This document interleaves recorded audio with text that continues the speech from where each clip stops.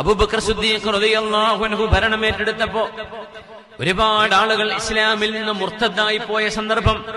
എന്താണ് അവരോട് ചെയ്യേണ്ടത്? എങ്ങനെയാണ് പ്രതിരോധിക്കേണ്ടത്?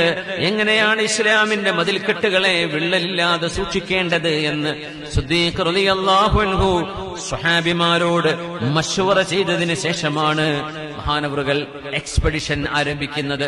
റളിയല്ലാഹു അൻഹു ഉമർ ഫാറൂഖ് റളിയല്ലാഹു അൻഹു അങ്ങനെയാണ്. മഹാനായ ഫാറൂഖ് റളിയല്ലാഹു തആല അൻഹു മഹാനായ ഫാറൂഖ് എന്നവരുടെ കൂടെ ബദരീങ്ങളായ സ്വഹാബിമാരുടെ ഒരു സംഘം തന്നെയുണ്ടായിരുന്നു. ബദരീങ്ങളായ ആളുകൾ. ഉമർ റളിയല്ലാഹു അൻഹു അഭിപ്രായം പറയുമ്പോൾ അവരോടാണ് ചോദിക്കുന്നത്, ബദരീങ്ങളെ, അശീറു അലയ്യ, നിങ്ങൾ എനിക്ക് പറഞ്ഞു തരിൻ, ഞാൻ എന്താണ് ചെയ്യേണ്ടത് എന്ന് ഉമർ റളിയല്ലാഹു അൻഹു ചോദിക്കും. പ്രായമുള്ള ആളുകളാണ് ഉമർ എന്നവരുടെ മശ്വറയിലുള്ളത്. ഉമർ എന്നവരുടെ മശ്വറയുടെ വലിയൊരു ഉദാഹരണമുണ്ട്.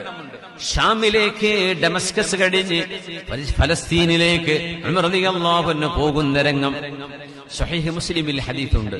ഉമർ റളിയല്ലാഹു അൻഹു യാത്ര പോകുന്നു. ഷാമിലെത്തിയപ്പോഴാണ് അറിയുന്നത് അവിടെ പ്ലാഗ് രോഗമുണ്ട്. കൊറോണ പോലെ പരന്നു പിടിക്കുന്ന രോഗമായിരുന്നു അത്, പ്ലാഗ് രോഗം. ഉമർ റളിയല്ലാഹു അൻഹുവിനോട് മഹാന്മാരായ അഹ്ലുൽ അജ്നാദ് എന്ന് പറയുന്ന അബൂ ഉബൈദ റളിയല്ലാഹു അൻഹുവും അവിടുത്തെ സ്വഹാബുകളും പറഞ്ഞു, ഉമർ എന്നവരെ, അന്നത്വാഊന ഖദ് വഖഅ ബിശ്ശാം, ഷാമിൽ സിറിയയിൽ പ്ലാഗ് രോഗമുണ്ട്. ഉമർ റളിയല്ലാഹു അൻഹു മശ്വറ ചെയ്തു. എന്താണ് നമ്മൾ ചെയ്യേണ്ടത്? യാത്ര തുടരണമോ വേണ്ടയോ?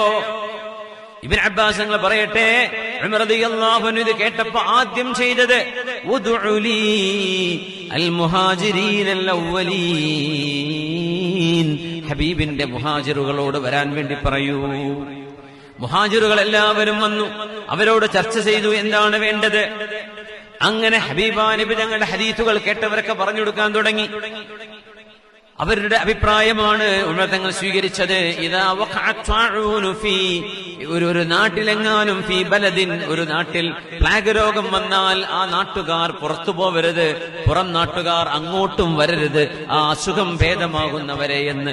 നമ്മളൊക്കെ ക്വാറന്റൈൻ എന്ന് പറഞ്ഞ സംഭവം ഹബീബായ നബി തങ്ങളുടെ ഹദീസിൽ നിന്ന് ഉമർ റളിയല്ലാഹു അൻഹുവിന്റെ ചർച്ചയിലാണ് പുറത്തേക്ക് വരുന്നത്.